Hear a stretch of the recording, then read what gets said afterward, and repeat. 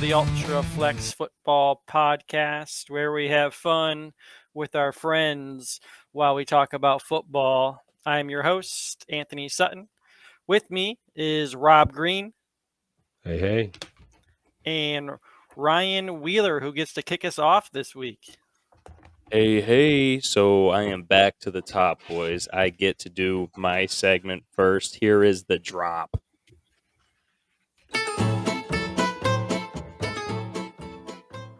I feel like that drop sounds a little too goofy, as if like my stuff isn't actually like important. And I tell you what, I got something so important for you guys. Did you know this isn't actually important? This is really stupid. Did you know that the Pony Express only lasted 18 months? I knew that. Did you really know that? No, I didn't know that. I would never have known. So it feels like something that would have lasted a while. I don't know. Yeah, I would have thought that it lasted like probably at least 10 years, but it only lasted 18 months. However, the carriers covered a distance that is the equivalent of circling the Earth 30 times, and they delivered a total of 34,743 letters and only lost one bag. That's it. One bag. Do you know why? One lost bag. Do you know why it stopped? I do. Thank you for asking, Anthony. God, you are such a good question asker. So it ended in October of 1861 because the transcontinental telegraph system was invented by Samuel F.B. Morse, which put the Pony Express out of business. Well, screw that guy. Because how cool would it be if we were still getting mail on horses? Yeah, especially for like my job. That would be so awesome. It'd be fun to see some horses every day. It would be fun to ride the horses every day. You want to ride them? I think I want to ride them until I actually have to ride them and deliver mail at the same time. Like I feel like that'd be really difficult. I was gonna say it's probably not the most practical thing for Amazon, but it would make morale across the world a lot better. Oh yeah, to see your mail carrier riding on a pony. I don't think you're getting same day delivery though. Oh, or even next day. Yeah, absolutely not. There's no. It'd be a lot of people would have to be employed though. So I mean, unemployment would be an all-time low. Unemployment would go down because you got to take care of the horses. You know the mail carriers ain't doing that. They're usually old people, and old people don't want to deal with horses. Can old people ride horses? Oh. Rob, you're in my brain again. We do this every now and then. Yes, we do. Perfect. Anything else you want to add, or is it that mic drop? Well, that little bit about why they went out of business, that was my last part, but you kind of led me perfectly into that. Cut you off? No, you didn't cut me off. You led me perfectly into it, and I just want to remind people this is the Ultraflex Football podcast, so we are ultra flexible on what we talk about. This isn't just about football. This is about whatever we want to talk about. All right, what's next? Next, again, this is sort of about football, but sort of not. We are ranking uniforms. Who do we like? I think this probably came up because the Cincinnati Bengals came out in the zebra uniforms, which their helmet was absolute fire. But my third, I'm sort of cheating. I'm going to college for my third. My last two are NFL. My third is the UNC Tar Heels Argyle white and baby blue. It's just really their basketball uniforms are the best uniform in all of sports. But I'll throw the football in there as a third here for the UNC football. I like it. No favoritism there though, right? Nope. And I don't know if you can see the helmet. Has nothing to do with being a fan. If you're watching on YouTube, you can see the helmet behind me. And then there'll be more favoritism coming up, and you can see that helmet too. I try to leave my favorite teams out of this one, but I think the Bills were close to I think the Bills were close to making my list, but I didn't put them in my top three. So I stuck with all NFL teams. My number 3, I went with the Minnesota Vikings. I just love the purple and gold combo. Those are high school colors, right? Oh, so Vikings. Rob, my man. Solid jerseys. Number 3 for me is also the Vikings. Purple and gold represent West Valley. I feel like we should be blasting Lizzo behind you guys right now. We're in each other's heads again already. Twice this episode. That's right. We have like 10 people from West Valley who can actually listen to this podcast and go, hey, I grew up there. But that's about it. So purple and gold, baby. Let's go. Vikings uniforms. My number 3 also. Nice. Number 2, similar color. The Chargers powder blue. And it used to be throwback. They brought it back. The new helmet goes along great with it. So for me, the Charger blue is number 2. My number 2, the Las Vegas Raiders, the classic black and silver. Always love that look. Even when they lose, which they do a lot now, they always look good. They do a lot of losing, yeah. Yeah, unfortunately. My number 2 is the Titans baby blue, sky blue, whatever you want to call it. That light blue jersey with the dark blue pants. That looks so good. I love it. I couldn't keep my favorite team off it either. So, Anthony, what's your number 1? Number 1 is my favorite team, but it is specifically the standing buffalo. So that helmet is actually not behind me, but the throwback standing buffalo with the red logo on the helmet and the white jersey is my favorite by far. That's legit. Yeah, it's a clean look. I like it. Anthony, my number 1 is the Chargers powder blues. Ooh. With the yellow, the lightning bolts on the sleeves. I love that look. I feel like my favorite combo. When LT or LaDainian Tomlinson was like at his all-time prime, like that was the jersey to have. Yep. And I'm sure Herbert's jersey is always in the top 5 now for sales. Oh, absolutely.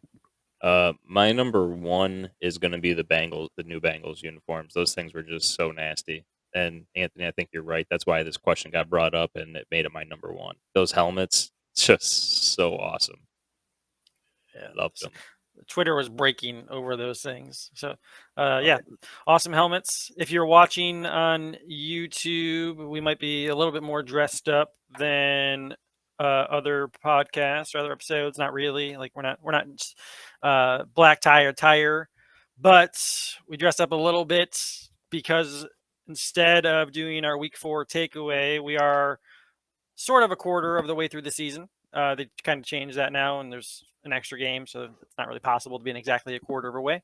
But we're going to do way too early award ceremony, hence the collared apparel. We might have to do some ties for the end of season awards. Oh, yeah. Since we kind of already set the precedent here. So, can you put a tie with a polo? Is that like a thing? Can you wear a tie with a polo? I'm sure with work from home you could. Oh, okay. So like I can get away with that? I hate dressing up, man. I'm a casual guy. I like wearing t-shirts, muscle shirts, and basketball. I'm wearing basketball shorts with my polo right now. You guys even have pants on? I got sweatpants on. Right. Yeah. Let's go. But way too early ceremony to talk about the MVP for the first 4 weeks of the year, offensive player, defensive player, rookie of the year, and we're also going to talk about a surprise team and then a disappointing team for the first 4 weeks. So I'll start with the MVP. My MVP, again, a little bit of favoritism, but in this case, I don't really think so. Josh Allen is my MVP. To me, this came down to a handful of people: Allen, Hurts, Mahomes, Lamar. And Allen has 100 more passing yards than Hurts and Mahomes, 400 more passing yards than Lamar. He has 14 total touchdowns when you look at passing and rushing, which is more than all 3 of them together. And unfortunately, he's just kind of carrying the Bills' offense at this point. I think he's getting, last I heard, it was like 83% of their offense. That could be updated, but he's carrying the offense, and the Bills look like one of the best teams in the league. Yeah, I'll second that pick. Josh Allen's my choice for MVP so far. To me, it was between Josh Allen and Lamar Jackson at the end, and Josh beating Lamar kind of swayed it that way for me. And I'm going to go with Jalen Hurts for mine. I do think that Josh Allen is probably the right answer right now. Hurts only has 4 passing touchdowns to 2 interceptions, and I think he's like 4th in the league right now in passing yards with 1,120. But the dude is getting it done. I mean, he's leading the best team in the NFL right now, arguably. They haven't played many good teams, but I mean, they did just beat the Jaguars after going down 14, come back and gave them a spanking. So I think that shows something. His rushing ability, those 53 attempts, 205 yards, and 4 touchdowns through 4 games. That guy, I mean, he's special. I think he he was on my short list too. Yeah, same here. I think if he keeps up his production, and obviously if they end up like 15-2 or 16-1, then he has a great chance. But I think right now he's definitely the most improved player. I mean, he went from he went from a good quarterback to a top 3-5 quarterback. So yeah, he went from a guy that you didn't even know that he was going to be starting next year or not. So now it's I think he's got that most improved player on lockdown. It's probably hard for him to win MVP unless he starts throwing more touchdowns. But I could see it happening if they win, like you said, 15 or 16 games. Well, let's do some math here. If we extrapolate those 4 touchdowns, what is 4 times 4? 16. So we're looking at about add another game. We're looking at probably maybe 17 touchdowns, 8 interceptions. But if he keeps his rushing up, we're talking 900 yards rushing and 16 rushing touchdowns. But we're going to see these guys throw 40 touchdowns. Yeah, so I'll say if Allen has 40 touchdowns passing and then another 7 rushing, that's going to be hard to beat. Okay, fine. My MVP is Josh Allen. Offensive player for me is Cooper Kupp. I think there's a bunch of people you could put in here. But for me, it was Cooper Kupp because he's on pace to shatter the most receptions in a year. He really is the only option in that offense, and people know that Matthew Stafford's going to throw him the ball like 12 times a game, and he still gets 11 or 12 receptions out of it. He seems to be unguardable, and McVay seems to know how to get him the ball. So for me, it's Cooper Kupp. Yeah, he's like their only target this year in that offense. My offensive player of the year to this point, I'm going with Lamar Jackson, the guy that I said was my runner-up for MVP. I think I struggle to see at this point the Ravens finishing first or second in the conference, which I believe when we did our awards predictions over the summer, that was one of the prerequisites there was to finish first or second in the conference for almost every MVP in the last 15 years. So if he can't win the MVP because the Ravens aren't good enough, he's having such a good season that I expect to continue that I think he can win the Offensive Player Award. Yeah, I agree. Mine is also Cooper Kupp. Like Anthony said, he's on track to shatter the receiving record. I was looking at his stats and I'm like, that can't be right. He's got 42 receptions through 4 games. That's not possible, is it? He's got 54 targets and 42 receptions through 4 games. That's crazy. 400, like the yardage is low for the amount of receptions. It is because I think he was like 4th or 5th in yards, but yeah, the yardage looks weird. But dude, 42 receptions through 4 games, just blowing my mind. This offseason was all like, there's no way Cooper Kupp puts up the numbers he put up last year, and he's going to put up better numbers. That's exactly what I was thinking. Like, there was no way he was going to repeat what he did last year, and he's like, hold my drink. Watch what I'm about to do. This guy is insane. Ryan, do you want to go first for Rookie of the Year? Do I want to? Yeah, I can go first. So my Rookie of the Year is Chris Olave. I just think I think he's the best receiver in New Orleans right now. You guys know I'm high on Jameis Winston, but this guy is definitely showing up. 21 receptions, 335 yards, and a touchdown so far with almost 16 yards per catch. He's just been absolutely – he looks great out there. And I wanted to like kind of compare Garrett Wilson and Chris Olave, but I wanted to go with Chris Olave. I just think he's doing more right now. I believe I said on this podcast at some point that I think Chris Olave finishes wide receiver 1 on the Saints in fantasy this year. So like that pick so far. Yeah, I remember that. I should have made it a hot take, but I don't think I did. I don't know if it was a hot enough take is the problem. So I'll go second again. All right, go ahead. Yeah, well, I have the same pick. Yeah, so it matches up. Mine will be quick. And the only thing I'll add to that, he has the 9th most receiving yards in the league right now. So for a rookie to come in and do that his first 4 games is impressive. So, but yeah, I'll second everything Ryan said. Yeah, I like the choice. He was my second pick, but I went with Dameon Pierce.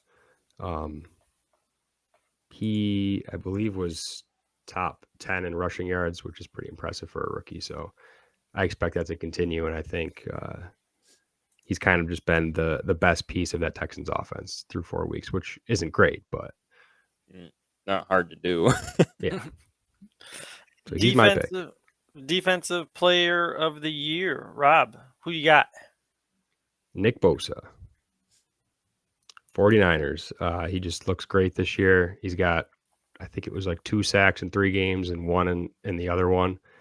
So he's been consistently good to start the season, or great, you could even say. And I believe he's tied for the league lead in sacks. So Nick Bosa. He has it. And they're the best defense right now. So does he have it by himself, or is he tied for? He's tied with a couple guys. The guy from Steelers, right? Yeah, Steelers, and there's can't think of the other guy right now. That's okay. I'm just gonna jump in and jump right on Rob's train here. Bosa, Nick Bosa is also my defensive player. Anthony, are you on this train with us?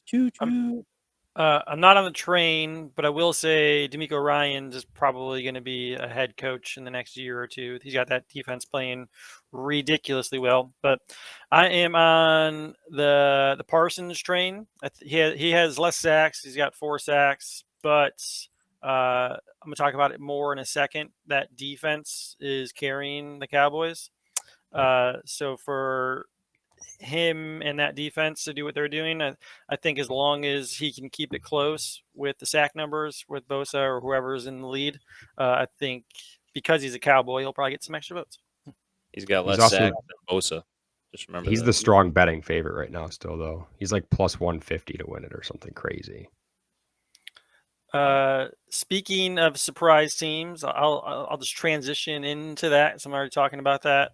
For me, so again, the thinking behind this is who is having a better year than we may have thought going into the season. And the Cowboys being 3-1 isn't necessarily a surprise if you would have asked us 2 months ago. But the fact that they lost one of the top 10 fantasy quarterbacks, probably 10 quarterbacks, no matter how you look at it, in the league, and that they can still end the first quarter 3-1 is a testament to their defense, one, and also the fact that Cooper Rush was able to just jump in and not turn the ball over and play smart football. I think if most teams lost a top 10 quarterback, I think they would be in trouble. I think of, if Aaron Rodgers were to get hurt, I don't think the Green Bay Packers would be all that great, or even at the Bills. I mean, we don't win 3 out of 4 games to start the year if Josh Allen's hurt. So to me, it's impressive that the Cowboys are still 3-1.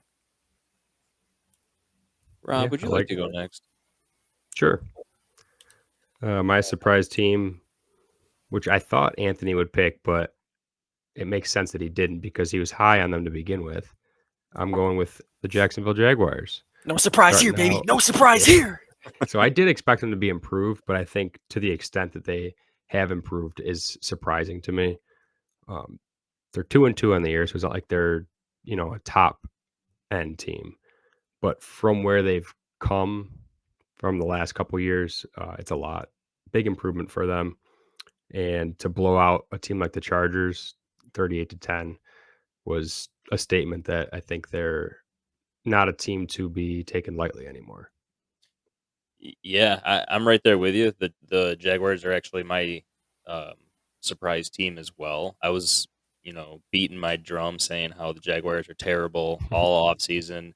They go in to Washington week 1, they lose, and I was like, oh yeah, baby, here it goes. We're about to have another one of those seasons for the Jaguars. And then they shut out the Indianapolis Colts, and that doesn't seem as impressive now as it did week 2, but they still blanked the Indianapolis Colts 24. Colts beat Any the shutout in Chiefs. the NFL is impressive, and the Colts beat the Chiefs. No, it's impressive, but the Titans just beat the Colts too. Like the Colts are just not a good team, and the Titans are not a good team either. But I think they are still the best team in the AFC South. But that's beside the point. And then, like you said, Rob, they just went and mollywopped the Los Angeles Chargers, 38-10, and then they had a lead on Philadelphia, 14-0, and then Philly just kind of came back and reminded them where they belong. But they do have like teams like Houston coming up. They have Indy, who they obviously, like I just said, they just beat the snot out of them. They have the Giants, and then Denver, and then Las Vegas. So they have a pretty relatively easy schedule coming up the next 5 games. I think they could probably get. That's at least 4 wins. No, I was going to say maybe 2 or 3. And they have a really good defense this year too. They do. So they can stay in all these games. If Trevor Lawrence takes a step, they could really become a dangerous team. Absolutely. Rob, do you want to go with your disappointing team? Yeah. My disappointment is the LA Chargers so far. I know they're also 2-2, so it's not the end of the world for them. There's still time to turn it around. But from what I think everybody expected this year, they haven't looked good.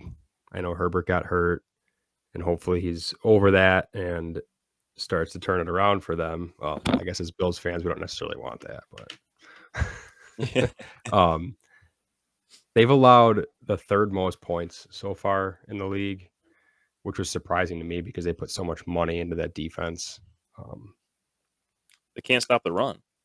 Yeah, they're struggling. So they are my biggest disappointment, and they're playing in what was supposed to be the toughest division this year. I guess we're going to see, because I think you guys might have some disappointing teams from the AFC West as well. Yeah, I do. Yeah, I do too. Go ahead. I came into the season all on the Raiders train. Well, most of the Jaguars train, but also on the Raiders train, and specifically Derek Carr's train. And I knew he was teaming up with his best friend, getting one of the best receivers in the league. He already had Waller and Renfro, and he was getting a new coach with Josh McDaniels. So I thought that offense was going to be very, very good, and they are very, very average, to say that lightly. They are 1-3. And it just doesn't seem to be that they're going to make the playoffs. And I think at one point I said Derek Carr has the potential to be a top 5 fantasy quarterback. That sounds so bad now. That's one of the worst takes that's been on this podcast. So I'll take that. Well, just wait. He is like QB 12 right now, so it's not impossible. It's funny. I was thinking about that when you were talking about the Chargers, because it seems like Justin Herbert is having a bad year, and he's leading the league in passing yards. In yards, yeah, he's still chucking it. I believe Russell Wilson's QB 12, but I said he was around QB 12, like he always is. He's always right there. Yeah, he's number 13. Yeah, Carr's 13. Carr's always somewhere around 12. You know, sometimes you get, your best friend together with you, and like Carr and Adams, and it just doesn't work as well as us 3. Like, we're just got the best friends. We're the best of friends. Do do do. I thought you were going with the 3 best friends anyone's ever had, but you win. What is that? Hangover. Yeah. The 3 best friends anyone has ever had. I haven't seen that movie in so long, guys. Yeah, you have to rewatch it. I guess I'm surprised you forgot that. I did. Is it 3 or 4? Because there's 4 of them, but when they're on the roof, I think it's just the 3 of them. Wait, there's 4 of those? Oh, I thought you meant 4 movies. I was like, what? No. There's 4 guys that are the movie's about, but I can't remember in the movie when they're on the roof and he says that, if it's 3 or 4. I don't know. Well, you ruined my song that I was singing, so I guess I'll just move on to my most disappointing team, which we were supposed to, be in corroboration and working together well, and then you completely ruined my song. But whatever, Anthony. My most disappointing team is the Denver Broncos, and it started week 1. How do you go into Seattle with Russell Wilson and that team that was just supposed to be really good this year? I picked them to win that division, and they look bad. Like I said, they lost to Seattle. They go to Houston, and it looked like for a long time during that game that they were going to lose that game also. So losing to Seattle, almost losing to Houston. They go to San Francisco goes there. They somehow pull out the 11-10 win. Terrible game. and then they go to Las Vegas and give your disappointing team, Rob, their only win. So, and they My lose 32 disappointing to team was the Chargers. Yeah, Oh, it's sorry, Raiders. Anthony, your disappointing team. I should listen better. See, I'm sorry, guys, but yeah, they give your disappointing team their Right. only win. Ryan's battling through an illness right now, so give him some credit. He's a little hyped up on some meds. My meds are called coffee. This is like the MJ flu game right here. Yeah, I'm doing my best here. So if you don't like it, I don't care. I'm just kidding. I'm trying my best, guys. Cool. So that's the somewhat quarter season awards. We'll do this again at the halfway mark, and then we'll have a big shebang at the end of the year for the end of the year awards. We're switching over to Rob's segment. Before we move on, Oh no! Oh,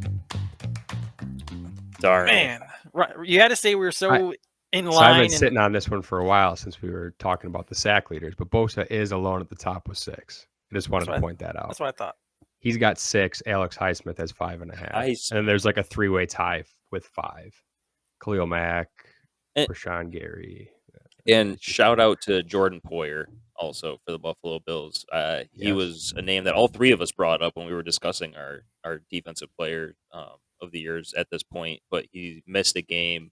He's leading the league in interceptions. And Anthony, what did you say? He's only allowed like 3 I saw it on Twitter. He allowed 3 completions, but I didn't dive in. Oh, you saw it on Twitter, then it has to be true. Okay, exactly. Well, yeah, we'll just anything you see on the internet's always true. Yeah, automatically. All right. Well, I ruined the drop. Actually, Rob ruined the drop. No, I so did. I'm gonna drop it again.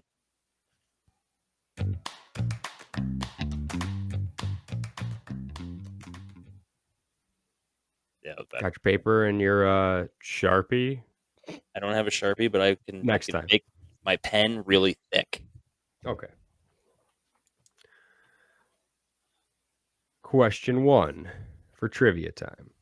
What year was the color television introduced to consumers? A, 1933, B, 1945, C, 1953, or D, 1967? So 33, 45, 53, or 67? Got my answer. Anthony, don't look. I'm showing the camera. C. I can't make it look clear. D. Okay, the answer is C, 1953. Come on. It didn't take off right away. So it took about probably 10 or 15 years till it really hit. But 10 years later, 98% of homes still didn't have color TVs. And at that point, they cost $300, which is about $2,500 in today's money. Oh my goodness! For just like the cheapest model. When they first came out in like 1953, they were like over $1,000, which was crazy back then. Yeah. All right. So, I got a 2-question lead going into another this one question. for Anthony. I wasn't supposed to lose ground today. Question 2. What is the best-selling video game of all time? You got any guesses before I give you the choices? I have no idea. I would guess. Oh, you look like I thought your face was like, oh, I know this one. Right. I mean, Elden Ring was pretty sweet, but that's so recent. Just came out like 6 months ago. I know. All right. A, Grand Theft Auto 5. B, Minecraft. C, Super Mario Brothers. Or D, Wii Sports. Oh man, those are all so good. Which one was options there? Can you read those again real quick? Sorry. Yeah, GTA 5, Minecraft, Super Mario Brothers. That's the original 85, and Wii Sports. All right. I've got Super Mario. Super Mario. You're both wrong, and that was the lowest amount of copies sold of all 4 of those games. The correct answer is B, Minecraft, with 238 million copies sold. Have you guys ever tried it? In 2011. I actually have never. No. I've seen it played, but I've never played I did it myself. a couple times with Megan's cousins, but it's I don't know why people are so into it. Right? I've tried it before, and I was like, okay, I am bored out of my mind. And they've sold like enough copies for every person in the U.S. pretty much to have a copy, which is crazy. So that was the most. Second most all time was GTA 5 with 150 million. It's almost 100 million more to Minecraft. No wonder this world's messed up. There was a few more in between, but Wii Sports was at 83 and Super Mario Brothers was at 58. I put those two on just to try to trick you guys, and it worked. I thought you might think like, oh, Wii Sports, maybe they were with every Wii console sold, that'd be like one. So I thought I'd trick you guys, but I think I didn't think that far. I just heard Super Mario, and I was like, got to be it. That was exactly where my mind went to. I went, it's got to be Super Mario. It's got like the most popular game ever, right? Apparently not. Probably. I mean, it's definitely one of the most popular series of all time. Yeah. But probably less people playing in the 80s, right, than there is now. So you said it was the original Super Mario Bros, right? That's why. Okay. I was just thinking all Super Mario. Even then, that had the most sales of any Mario game, though. But if you combine if you combined them all, then yeah, I'm sure they would probably be. I think that's what we were thinking. Yeah, they'd definitely be ahead of just Minecraft by itself. Yeah. Yeah. Okay. All right, Rob's trivia is done for this week. I've got a 2-question lead. One day Ryan will catch up to me. I hope so. Maybe. We're jumping into fantasy time, stardom, sit-em. Talk about who we like, who we don't like. I will start with quarterback. For me, my start at quarterback this week is Teddy Bridgewater. This is more who he's playing with and who they are playing versus actually Teddy Bridgewater. Jets are bottom 10 pass defense. His skill is perfect for the weapons he has, which is get the ball out quick, get it to Waddle and Hill. I feel like McDaniel will put him in a spot to do that. And I trust Hill and Waddle to break away. By the way, Jalen Waddle has the best touchdown celebration in the league right now. And yeah, so start Teddy Bridgewater. All right. You want to go second? Can I go next? Yeah, you can go second. Okay, cool. So I just wanted to be held accountable to my sometimes great, sometimes terrible advice. And last week I told people to start Jared Goff. And boy, was that a good choice. 33.2 points last week. And this week I am saying you should go with my man, Jameis Winston, playing a bad Seattle defense. Hold on a second. Do we know if he's definitely playing? If he's playing, play Jameis Winston. He didn't practice today. Playing a bad Seattle defense, giving up 282 yards on average and over 21 points per game to QBs. And guess who they just gave up 378 yards and 4 touchdowns to? Mr. Goff. And I thought you guys were going to answer that, but last week, it was my guy last week. So I'm going to stay with whoever's throwing against that Seattle defense. So I was just going to ask if Dalton starts, you still then Dalton. Start Dalton. Okay. So you're attacking the matchup there. Attacking the matchup, baby. Nice. My start is a guy that I had as a sit a couple weeks ago. I don't feel as good about it now because he missed practice today, and I think he had a shoulder, they said, or something. But Tom Brady. But he did have his best game of the year last week against the Chiefs, even though they lost. Threw for 385 and 3 touchdowns. His wide receivers are back and healthy now with Godwin. Evans is back off suspension. And they're playing the Falcons, who are allowing the 10th most fantasy points to quarterbacks. So, got Brady. Start as long as he plays. Yeah. I'm going to go to sit at quarterback. I just realized I have a lot of players from one game here, so you'll kind of catch on to a theme here. But my sit at quarterback is Jimmy G. And I mostly say that because I think the 49ers are going to manhandle the Panthers defensively, so they're not going to be giving up any points to the Panthers, and they're going to be eating Baker Mayfield up. So I think the 49ers get up early, and then Shanahan just runs the ball for the rest of the game. That doesn't really give Jimmy G the opportunity to get very many points. So my sit is Jimmy G. Yeah. All right. That's a good one. So my sit last week was Kirk Cousins. He finished last week with 12.92 points. So I feel like that was a pretty good decision. My sit this week is, I think I've already used him, and I'm going to use him again until he proves otherwise. Justin Fields and his 67 pass attempts through 4 games. It's just hilariously bad. That's 17 passes per game if you are any good at math. But that's an absolute nightmare for a QB trying to get fantasy points unless they're rushing very effectively and efficiently, and he is not. He had a decent game last week rushing, but that's it, man. And he's only completing about 50% of those 17 passes per game. So where are the fantasy points coming from? They're just simply not there. Here's a stat for you, Ryan, just to back up our Cooper Kupp argument from earlier as well. Cooper Kupp has more receptions than Justin Fields has completions. Oh my gosh. That's bad. I love it.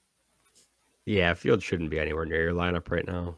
No. I was going to say, what, bye week start next week, right? Week 6? Yeah. Yep. So for now, yeah, I wouldn't. I mean, unfortunately, people are probably going to have to start him once buys start, but we'll see what happens. Yeah, I certainly wouldn't want to have to play him, even with bye weeks.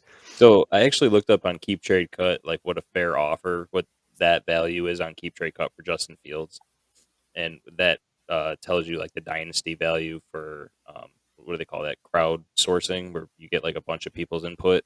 So they call that. Yeah, user. Yeah. They input their who they would keep trade and cut, and then it generates values based on that and ranks the players.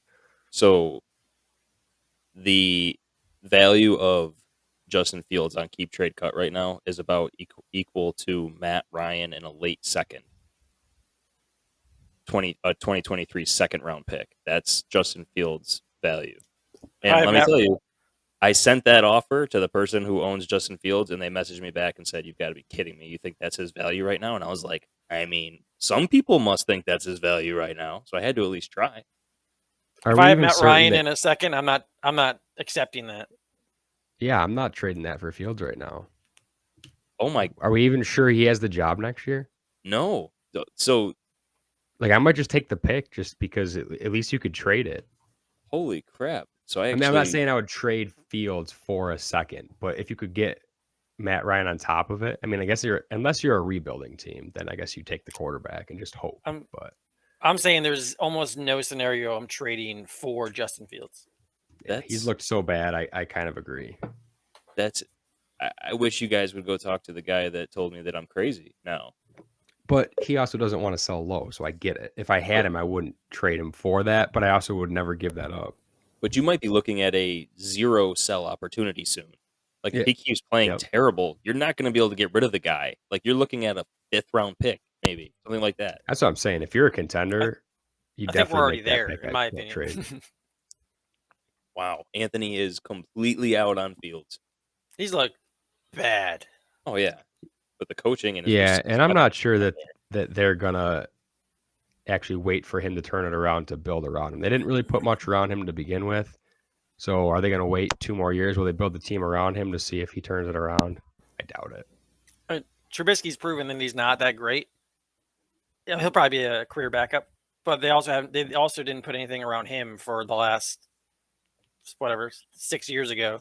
So now it's been 7 years and 2 high quarterbacks being picked, and they've gotten nothing out of it. So some of it's on the player, obviously, but also some of it's on the franchise, and I don't trust the franchise. Anthony, please tell me you would rather have Trubisky over Fields. Please. No, I mean, I wouldn't. Fantasy, I don't want either. Okay. Honestly, maybe. In real life, yeah, I think I would take in Trubisky real life on my team. Oh my gosh. I I don't think the production you get from either one of them is going to be amazing, so I don't see the big difference. I'm sending this episode to that guy. I'm going to be like, you need to listen starting at like 35 minutes to this. If you think, well, no, I phrased that wrong. If Justin Fields is on the Steelers, do you think he produces much more than Trubisky did? Yes. There's I would hope so. a plethora of weapons in Pittsburgh. He just has none right now. It's tough to know because he hasn't been good. Yeah, I know it. Like a lot of it is your weapons, but it's not all your weapons, as we've seen with Brady throughout his career. Yeah. Wow. Who you got for your sit, Rob? Matthew Stafford. I think at this point he's low upside. It's just not there anymore. His best game through 4 weeks is 18 points. They just don't have the weapons on offense, like we kind of talked about earlier. Allen Robinson, he was my sit last week. He's not working out. I don't know what you're going to get there for the rest of the year. Kupp and Higbee are the only guys to throw to for him. And he's pretty much just forcing it to Kupp, as we've seen with his, 54 targets he said through 4 weeks, which is crazy. And on top of that, they're facing the Cowboys, who we had talked about are playing great defense right now. They're allowing the 6th fewest fantasy points to quarterbacks. So unless you got nobody else to play, I'd sit Stafford. Parsons is going to eat against that offensive line.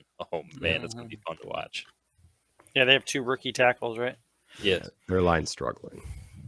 My start at running back, again, is going to the 49ers Carolina game. It's Jeff Wilson Jr. Same sentiment, or I guess same idea as sitting Jimmy G. I think the 49ers get up early, and then their defense to shut down the Panthers.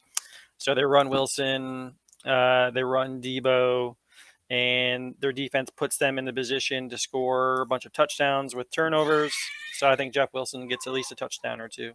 And if you can hear my newborn baby behind me, he's not happy. He is very hungry. I was trying to figure out what the heck that was. I thought it was a cat, man. It's a hungry baby. Oh, yeah. Got to feed that kid. So I agree that that's a good start. My start last week was Dameon Pierce. I feel like I was on a roll at this point. He had 25.9 fantasy points last week. My start this week is the players who are playing the defense that Dameon Pierce played last week. So I'm chasing the team. So Kareem Hunt and Nick Chubb, if you have either of those, obviously if you have Nick Chubb, you're going to play him. But in DFS, I think that you pay up for him this week. Kareem Hunt, like I said, he's a little bit shakier as a starter, but I would put him in this week for sure. Once again, just because they are playing the Chargers defense. Good picks. My start of the week was my sit of the week last week, who struggled, James Robinson for the Jaguars. Last week was his first bad game of the season, but this week they get the Texans. The Jaguars are 7-point favorites, which you haven't heard very much in probably the last 5 years, if at all. I'm not even sure. So they should be able to get a lead and let Robinson run all over the Texans, who, as of this week, give up the most fantasy points to running backs. My sits is strictly, I guess not really sit. It's because it's Christian McCaffrey. You're not going to sit Christian McCaffrey. But I think he was the 3rd most expensive running back in DFS. And again, going back to the 49 Carolina Panther game, 49ers defense is just ridiculously good. So they are going to, in my opinion, make Baker Mayfield beat them. And that defensive line is going to be all over him, so he's not going to be able to. So I think Christian McCaffrey has a rough week, and honestly, it's probably not even a close game in the 4th quarter, so who knows if he's even in there. Good pick. My sit last week was J.K. Dobbins, and that was an oops. He played pretty well. He had 22.3 points. I thought the game script would be favorable for the Bills to kind of just bleed the clock. late in the game, and the Ravens would have to try to catch up, and that did not happen. But go Bills! What a comeback! That was a great game to watch. Yes, sir. My sit this week is going to be Zeke going against the Rams defense. They've only allowed 1 touchdown to running backs and the fewest fantasy points so far this year. Now, I understand that there could be a favorable game script for them if that Dallas defense can eat on that offensive line of the Rams, but I'm still going to say sit Zeke this week. Okay, my sit of the week. I'm going back to that Buffalo Bills defense, even though Dobbins had a good game last week, and I'm saying to sit Najee Harris. I'm just really not looking to start guys against that defense right now if I can help it. And Najee has been a low ceiling running back so far this year. The targets just haven't been there in the passing game. We don't really know what we're going to get out of Pickett. Like maybe he's going to check down more to the running back, like Big Ben did last year, or maybe he's going to not pass to him at all, and then you're really just getting 3, maybe 4 yards of carry out of Najee Harris, and you hope he gets a touchdown to pay off. So my recommendation there is let's see how things look with Pickett, which could be rough this week. So it's not a good game to gauge that. So unless you have no other options, I would sit Harris this week. I like it. My start at receiver is going to be Gabe Davis. Part of this, again, probably a homer pick, but also part of it is, if not now, when. I think he's finally getting healthy. He's the clear number 2 when he is healthy in one of the best passing offenses in the league. And I think the Bills put up a lot of points this week, so he should get a touchdown. So Gabe Davis for me. Hey, speaking of Gabe Davis, he was my start last week, and he flopped for I hope me. he's healthy. Yeah, he Get wasn't ankle healthy. right. That was a bad. Yeah, it was ankle. That was a bad call on my part. He had 2.3 points. That was just brutal. But my start this week is going to be Offensive Rookie of the Year, Chris Olave. He's had 11 targets per game the last 3 games. I just think he's going to eat. I'm all in on Mr. Olave. Wide receiver 1 there. Wide receiver 1 overall for the entire league, besides Cooper Kupp. I don't know about that, but Okay, I was eventually. Stretching it out a little too much there. Maybe if Winston gets to what you think he is. Winston is what I think he is. All right, let's move on. My wide receiver start of the week, I'm going to the Buccaneers again and going with Chris Godwin. He is back healthy now after another round of a 2-week injury. He had 7 catches for 59 yards in his first game back from that injury. And the Falcons are allowing the 6th most fantasy points to wide receivers. So not the best defense there in Atlanta. And I think Brady will have a big game and start Godwin. I'm going to that same game for my sit of the week. I am going to Drake London as my sit. I think Drake London's going to be very good. He's probably has a chance to get up there for Offensive Rookie of the Year this year. But I think Tampa Bay has one of the best secondaries in the league. And at this point, since they don't want to throw him the ball, I think teams are going to start to double or at least have a safety shadow that side of the field because they don't want to throw the ball to Kyle Pitts. So at this point, I'm taking away Drake London if I'm a defense and going from there. Yeah, Ryan, what's going on with Arthur Smith? I know you know of him from his Titans days. Hey, Is man, he's just like run now? It's like all he wants to do. He's a run guy. Yeah, I guess when you had Henry, right? Yeah. And now he's like, well, I got guys that are similar to Henry, right? Cordero Patterson, and I can't think of what the heck is the other guy's name. Algier. Yeah, Tyler Algier, and you got their undrafted Huntley. free agent. Yeah. Those guys are close to Henry, so run the ball. I mean, they've actually looked pretty good, honestly. Well, that's the problem is they just won now doing that, so he's going to do it again. It's probably not going to work out, and then he's going to have to change things up. But I think it could be a rough week for the Falcons this week. I think he's trying to do exactly what Anthony just said. Now go double team my receiver on the outside so I can hit Pitts all day. So we'll see what happens. But I think I don't think he's that smart. I think he literally just wants to Oh. run the ball, and he's going to just run it into a wall this week against the Bucs. we'll see. So start Tyler Algier. No, not for me. I don't know. Maybe you guys. No, I also wouldn't, just because I'm not sure if he's going to get the carries or if Huntley's going to get the carries. They got that other guy too. They have like 3 different running backs, even with Patterson out, Didn't that Damian have gotten Williams come back? carries. And I don't know Or if is he's he officially back, but he's eligible to come back this week. Okay. Whatever happened to Olison? Is he gone? The kid from Niagara Falls. Audrey. Oh yeah. Yes, I think they did cut him in the summer. Oh, Yeah. That's too bad. So my I lost my train of thought. We were doing sits, wide receivers. Yeah. All right.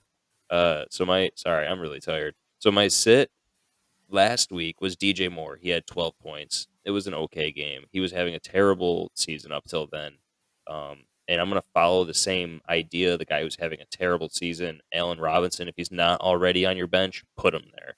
Yeah. I think it's as simple as that. He's been awful. He's looked awful. He looks washed. And Matthew Stafford only looks to one guy. Well, that's not true. Tyler Higbee's been getting a ton of targets also, but Yep.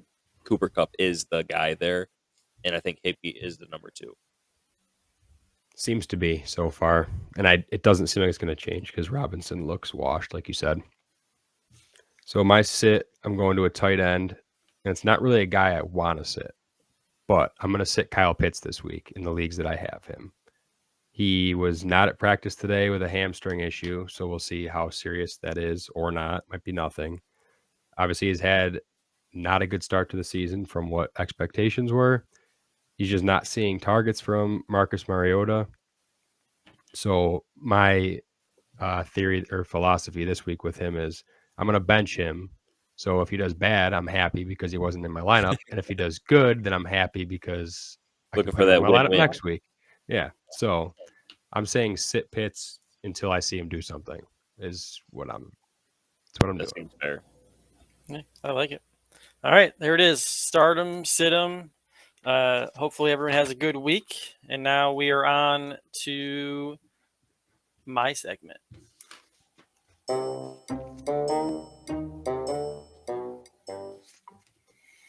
As you might be able to hear in the background, there's a reason that I have the dad joke of the week. I have the newest edition. Hopefully my wife would say that I'm a good dad. She would also say I'm not very handy. So let's get to the dad joke of the week. People are usually shocked when they find out I'm a bad electrician. Let that sit in. Oh folks. my God, dude. Let that sit in, folks. Holy crap. When it takes that long, you almost had to explain the joke, and you know that's how it's a bad joke. There's definitely some people out there that would be like, I don't get it. That's how you know it's a good joke. Can you repeat that again, Anthony? Because there's definitely people out there, like Rob just said, who are still sitting there like, I don't get it. People are usually shocked when they find out I'm a bad electrician. But it was funnier the second time around, actually. I don't know why. The setup, the delivery. I mean, sometimes you just don't need to be humble because that was just there. That was very good. Oh, you smashed. It was a terrible joke, but the delivery, you smashed. Yeah, it's a bad joke, but it's a dad joke. It's good. That's right. They're supposed to be bad, but it's right? funny. Yeah. All right. So there's my segment. We're going to jump into pick some games, and then we got a listener question, and then we are fine. We're not finished with week 5, which is just crazy. Season's flying by. All right. Rob, do you want to read them off? Yep, I will read them off the same way as we've been doing it. The home team will have the line as I read it. So, Thursday Night Football, Colts at Broncos -3. What order we want to do today? You want me to go first again since I'm in the lead? I was say we got to recap last week first. Oh, yeah. Give us the rundown. Where are we at? Last week, week 4, I led the way with 9 correct picks. Rob was second with 8, and Ryan and Twitter were both at 7 and 7. So for the season, Rob has 38 correct. I have 35. Ryan has 26. And I hate Twitter this has game. 29. You got a long way to go, bud. I hate this segment, guys. I don't even know what to do anymore. I'm Right, I'm so confused. My brother was here the other day, and he asked if you're ready to grow out your mustache. Wasn't that the bet? Yeah. It is the bet, and it doesn't really get much longer than this. Like I don't want to lose my other facial hair, guys. I'm scared. That's the bet, man. You better I start know getting what some the bet wins is. then. How long is it for? How long do I have to keep this stupid mustache for? Just for the episode. Oh, okay. So okay. I can do that. So then you can clean it off after, but you got to get it on record. Okay. Oh man. All right. I'm gonna do real well this week. I got this. All it takes is one perfect week, and you're good to go. That's right. You're back. Do you want to go first? Yeah, let me go first, Rob. You know what? You just sit there and all right. I like that. Don't let us influence your pick. That's right. This week. I want to pick them fast too. I think you guys are able to sit there and think too much. I go quick. Just pick. All right, let's go then. Colts at Broncos -3. Broncos. I also will say Broncos. Jonathan Taylor being out is an impact. Yeah, Broncos as well. Okay, how am I supposed to gain anything if you guys are picking the same games? But this one, the line just feels like it should be more. I don't know. Something feels off there. Then again, both teams have kind of struggled. Yeah. Had their moments. Broncos not really. Colts beat the Chiefs, but moving on. Giants at Packers -8. Packers.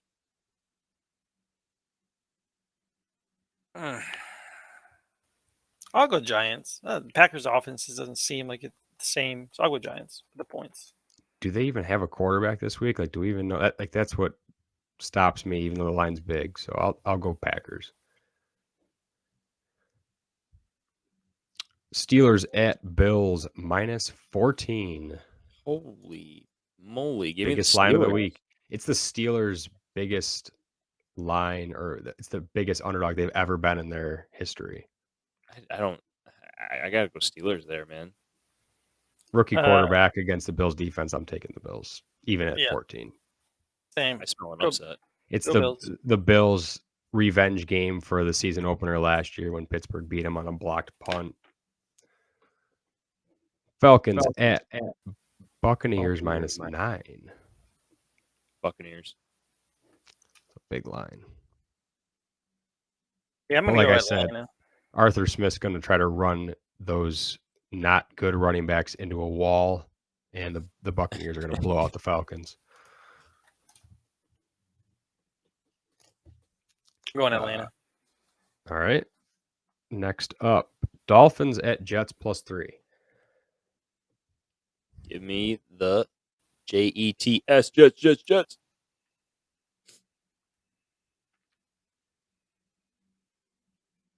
I don't really have a strong read either way here, so I will take the points. Give me the Jets. My start was Teddy Bridgewater, and I trust their offense against the Jets, so I'm taking Miami. I got some different ones from Rob, so this could be a big week. I hope so. Yeah, or we'll just split them and they'll get 9 and 8 right again, which seems to be what happens most of the time. Next up, Bears at Vikings -7. Oh wow, Vikings. I'll take the Vikings as well. Same. The Bears are not a good team, even though they're 2-2. Yeah, I don't think they're 2-2 good. Chargers at Browns +2.5. Chargers.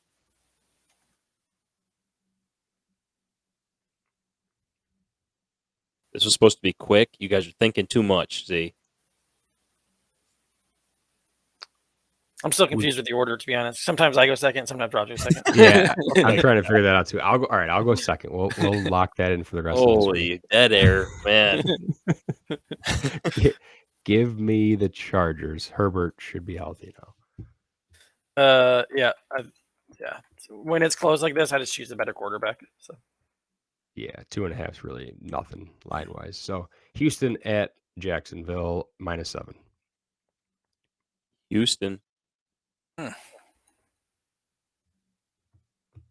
Give me Jacksonville. In Jacksonville, baby. Detroit at New England, -3. Detroit. Yeah, even teams, but is Mac Jones going to play? Probably not. Give me Detroit. We're all on the Detroit train. Titans at Commanders, +2.5. I'm going to go. I really think the Titans are the better team. I'm going to go Titans. I do too, but I'm kind of surprised they're road favorites. Washington hasn't been good though, so yeah, give me the Titans. Taking Washington at home. Boo. Here's a weird one to me too. Seattle at New Orleans, -5.5. Yeah, give me New Orleans on that. I'm taking Seattle for sure. I mean, New Orleans hasn't looked good. Seattle's looked good, and for some reason, New Orleans 5.5 point favorite. And Winston might not even play. Michael Thomas was out of practice today. Seahawks. Yeah, I think I'm taking Seattle as well. If I knew Winston was definitely healthy, that probably changes it a little bit. But Seattle's been able to score points, so I don't think it's a blowout either way. Yeah, they have one of the better offenses in the league this year. They're being aggressive. They're throwing more than they did when they had Russell Wilson. I was wrong on them. I bet them under 5.5 wins, and I'm not seeing that anymore. So I don't know if they win this game, but I think they can keep it within a field goal. Next up, we got the 49ers at Panthers +6.5. That feels like it's got to be a blowout. I'm going 49ers. Yeah. I don't know if Carolina's going to be able to score more than 10 points on that team. So give me the 49ers. Yep. Same. Yeah. I mean, for that to not cover, it would have to be like 13-10 or 13-7, and they only win by 6. I can't see them. I can't see Carolina scoring more than like 10 or 13 points on them. So next up, we got Philly at Arizona +5.5. Arizona. I will also take the Cardinals. That's a lot of points for a home team. That's not a bad team. So take Philly. I don't trust Arizona. So go Eagles. Cowboys at Rams -5.5. Cowboys. Yeah, I'll go Cowboys. It's a lot of points for a team that's struggling outside of Cup on offense. Yeah, I agree with that. I don't think the Rams score enough to really make this a blowout. So this could also be the game where Cooper Rush struggles though, and they can't score. So I could see this one going the other way. It's easy to struggle when Aaron Donald's breathing down your throat. Yeah. Not changing now though. All right. Bengals at Ravens. Maybe the best game of the week. Baltimore -3. Give me the Bengals. I'm going to go with the Ravens. I think I saw like the 2 games that they have lost this year. They've only been losing for like less than a minute's worth of time or something all season long. So I think they'll bounce back. At home. I'm also going with the Ravens. I think Cincinnati's offensive line continues to be shaky, and Baltimore at home on a Sunday night, that crowd's going to be rocking. Notice how I'm not giving any analysis. I'm just like completely shook on these picks. I just wanted to point out too on this one. Last week during the Bills game, they had said Harbaugh had never lost. I think it was 4 straight was the most he'd ever lost at home. Then the Bills just beat him for 5 straight at home. I'd be shocked, even though it is a good Bengals team. I just can't see him losing this game. I guess they could win by 1 or 2, and they still don't cover the spread. But yeah, give me the Ravens. And Monday Night Football, Anthony's Raiders at the Chiefs -7. Oh, I'm gonna go Raiders. Yeah, give me the Raiders. 7's a lot. I'm going KC. Season's on the line. KC, Monday Night Football at home. Arrowhead's a hard place to go in there and play. So I think the Chiefs win by a touchdown. Chiefs could be looking ahead to the Bills next week, though. Maybe. We'll see. I don't think it matters when you have Patrick Mahomes. Yeah, probably not. Cool. That's all of them. That's it. That's all the picks for this week. Let's get to the listener question of the week. Wait for it.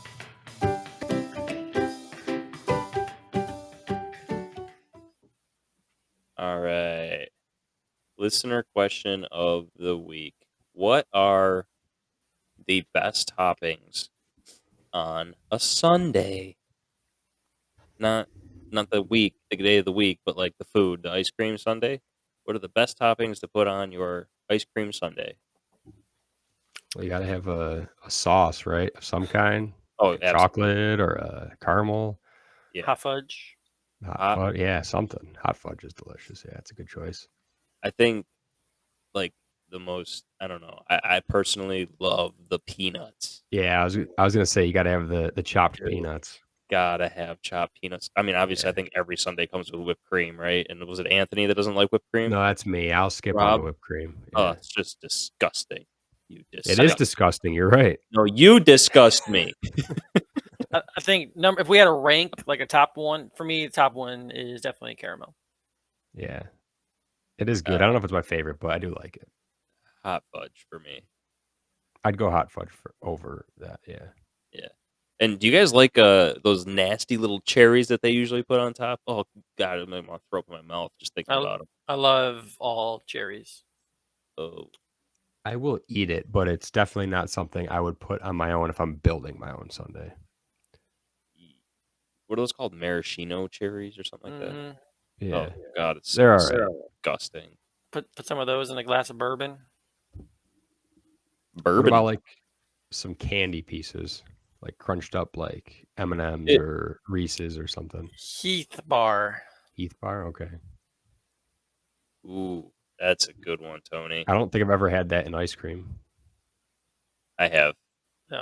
Heath bar, yellow gummy worm in there, chopped up Reese's Pieces. Like, you start talking about candy, now we're up my alley. Yeah, you lost me on gummy worms, dude. I hate gummy worms in my ice cream. I don't like gummy worms. Gummy worms in ice cream, they get hard is the problem They do. I have. I love gummy worms by themselves, but in ice cream, they get too hard. Yeah. You got to eat them first. And then you have the ice cream as like the chaser. So like take the gummy worm, bite the gummy worm, and then eat some ice cream. Mm-hmm. Okay. Rob, I remember you made. I went over to your house one day, and you made it was a alcoholic beverage, but you poured like cherry juice or something in it. Am I right or am I wrong about this? I swear you had like some sort of cherry. Yeah, isn't that it's what you got me, Anthony? I can't remember what the drink was called now. Oh, the Woodford Reserve. Yeah. Because it was like the bourbon cherries. Yeah. Those were good. Yeah, I was pouring like the cherry juice into the whiskey. Yes, that was delicious, and you couldn't tell it was alcohol. That was a long time ago. Yeah, It's been a little while. Are you guys good with that? Yep. Okay. Yeah, I think that was good. Would you rather? This is the second question. Two of two. Would you rather talk like Darth Vader? I can't even do it when I'm sick, guys. Or like Yoda, where everything is flipped basically when you're talking. I can't even. I want to do it so bad, but I can't. I wouldn't even know how to talk like Yoda. That would just get confusing for me and for everybody else I'm talking to. Or I feel like you'd have to repeat yourself so many times it'd get annoying. Yeah, you might have to talk a little slow as Darth Vader, but at least they know what you're trying to say. Oh, it'd be so annoying to listen to someone going. Okay. Neither one's ideal. I feel like you're out of breath. It's just all the time. It's just breathing. Yeah, I mean, you don't have to make that sound every time. You're just breathing slow. Oh, Anthony, with like do you know what Yoda sounds like? I do. Can you, by any? I'm not a good impersonator. Listen, I did a Canadian accent last episode. I need you to give me A Yoda. I literally got nothing. Oh, come on. You're letting me down. I got nothing. Rob, anything? I honestly, I might have to practice it. Maybe we can both practice this and we'll try it next episode. We'll have a Yoda off next episode to start it. Yoda off. Because I can't even think of it. What does he even say? Like I haven't seen Star Wars in a long time. What does he say? He can say anything. You can say happy birthday to you. It would be like, to you birthday happy or whatever. To you birthday happy? I have no idea. Thank you. Right. I tried something. Yeah. Anthony, I need you to try something. Just say, The birthday Bills will happy win. you are, or something like that. The Bills will win this Sunday. Trying to say that Sunday, backwards. the Bills will win. Yeah. Okay, there you go. Sunday, the Bills will win, yeah. See, I think Anthony actually had the best one. I'm not sure, but it sounded terrible and good at the same time. We'll have a work. Yoda off next time. Okay. All right, everyone. Thanks for listening. Find us on Twitter and Instagram.